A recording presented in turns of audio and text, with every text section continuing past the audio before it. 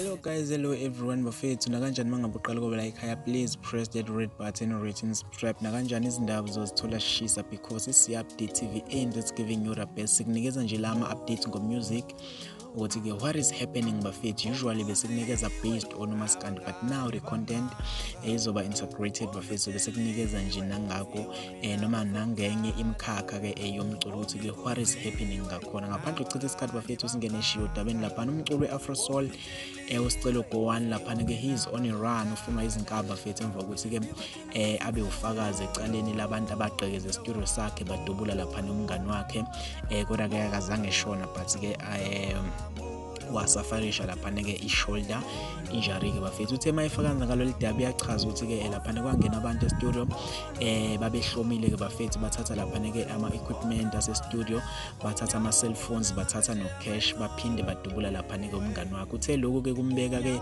engcupheni njengoba izinkabi zimfuna, he can't even communicate nama-fans wakhe bafethu. Uthe lokhu kokujeopardize laphana-ke i-career yakhe njengoba lezi gebengu zathatha imishini futhi eyayinezingoma-ke zakhe bafethu. Mina ngifisa ukuza ukuphawula kweni ngalolu daba ukuthi-ke ngabe kuthini bafethu. Ikhona comment section laphana ngenzansi ungehlela khona ufike ushiye khona umbono wakho. Kanti-ke mase kuthinta nje olunye udaba laphana-ke phela iKhumalo bafethu uveze izindaba ezimangazisayo emva kokuthi aveze ukuthi-ke indodakazi yakhe noSenzo Mayiwa akuyona eyakameyiwa bafethu, kodwa-ke ingeyakaKhumalo. Lokhu ukuveze emva kokuthi achaze ukuthi-ke abantu bakameyiwa bahlulekile ukugcina isiko lokuthi umuntu uma ngabe ekhulelise owesifazane esesekhaya kuyakufanele ukuthi-ke akhokhe laphana-ke inhlawulo. Uthi-ke abantu bakameyiwa bahlulekile ukwenza lokho, akasasiboneki isidingo sokuthi-ke aloku ehlala nabo phansi bexoxisana ngoba bawona umndeni futhi abasoze bababona bafethu. Uthe ingane yakhe iyakhula iba nemibuzo,